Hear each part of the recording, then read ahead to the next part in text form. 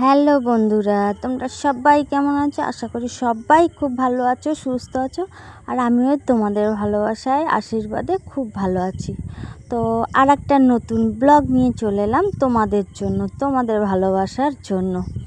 তো আজকের ব্লগটা কিন্তু আমি এখন থেকে শুরু করছি। এখন বাজে হচ্ছে সকাল 10:30। তো আজকের ব্লগটা কিন্তু আমি এখন থেকে শুরু করছি। আজকে সকাল থেকেও কোনো ব্লগ সকাল থেকে শুরু করতে পারিনি, একটু ব্যস্ত ছিলাম।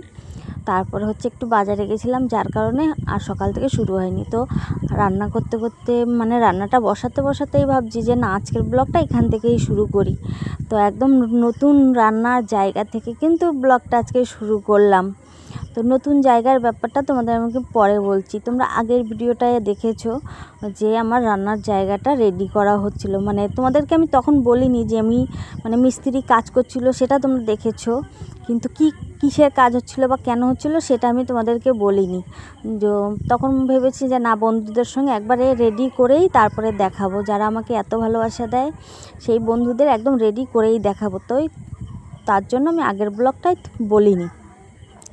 তো আজকে তো দেখতেই পেলে যে আমার কি কাজ হচ্ছিল ঘরে।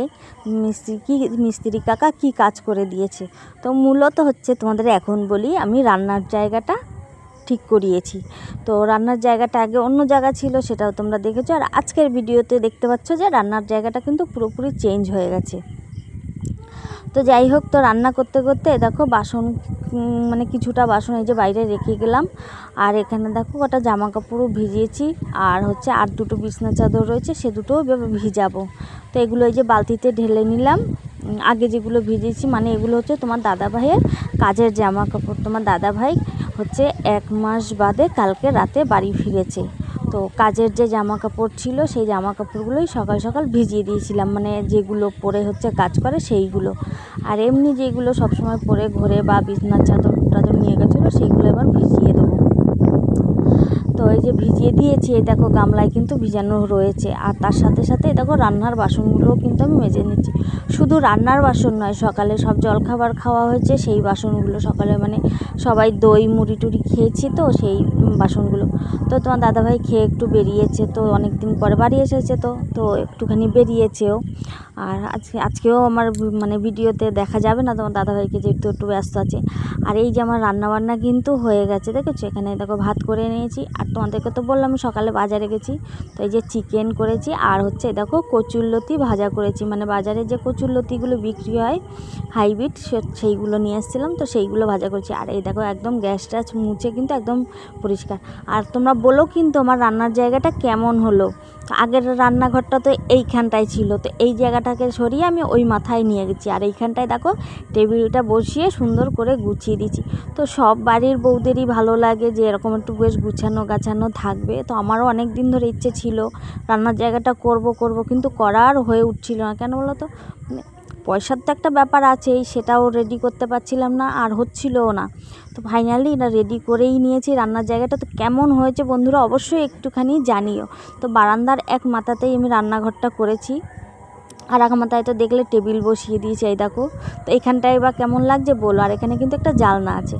তো যাই হোক, তোমাদের তো পুরোটা দেখিয়ে দিলাম। দিয়ে দেখো কাচা ধোয়া করে একদম স্নান সেরে ছাদে চলে এলাম জামা কাপড়গুলো মেলতে।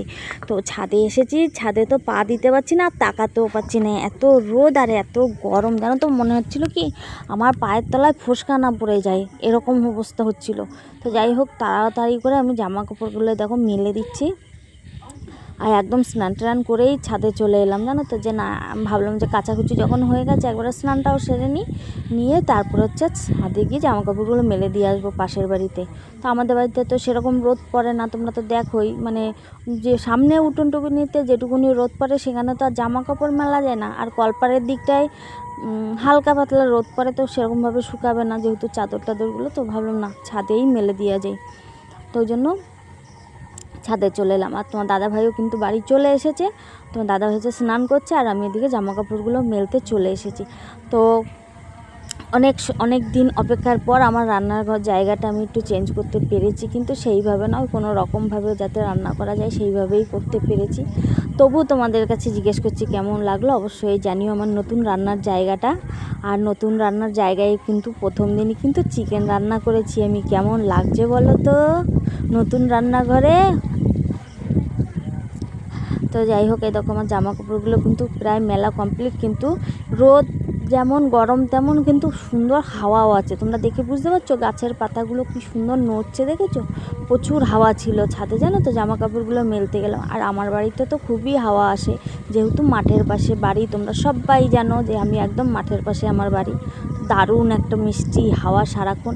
এই যে তোমাদেরকে আমি এখন বসে বসে ভয়েস দিচ্ছি তোমাদের ভিডিওটার জন্য, প্রচুর হাওয়া। আমি বাইরে বসে আছি তো এখন রাত্রেবেলা, বাইরে বসে ভয়েস দিচ্ছি, তো হাওয়া প্রচুর পরিমাণে। হয়তো তোমরা মানে ভয়েসে শুনতেও পাবে হাওয়ার আওয়াজ, জানি না শুনতে পাবে কি না, যাই হোক। আর এই যে মাসি যে বাড়ির ছাদে আচার শুকো দিচ্ছি, ওই মানে জামা কাপড়, সেই বাড়ির মাসি আচার শুকো দিচ্ছি। চলো টাটা।